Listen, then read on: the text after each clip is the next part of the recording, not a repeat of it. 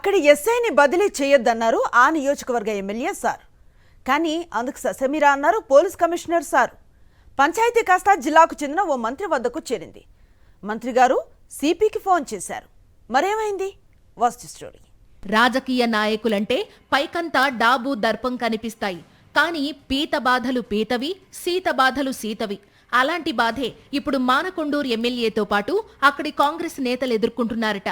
తిమ్మాపూర్ మండలం LMD police స్టేషన్లో ఎస్ఐగా పనిచేస్తున్న శ్రీకాంత్ ప్రస్తుతం లీవ్లో ఉన్నారు.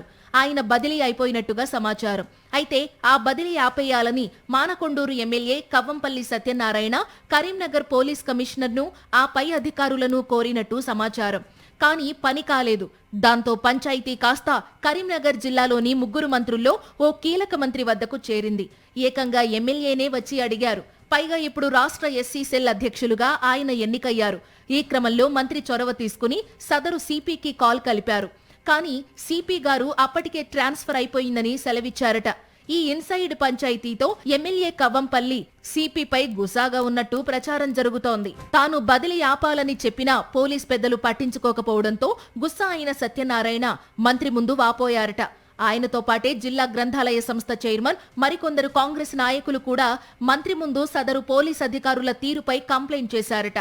ముఖ్యంగా కరీంనగర్ జిల్లాలో పోలీస్ అధికారులు ఓ కేంద్ర మంత్రి చెప్పినట్టు వింటున్నారే తప్ప అధికారంలో ఉన్న కాంగ్రెస్ మంత్రులు ఎమ్మెల్యేలు చెప్పినవి బేఖాతరు చేస్తున్నారంటూ కవ్వంపల్లితో పాటు మిగిలిన నేతలంతా ఆవేదన వ్యక్తం చేశారట.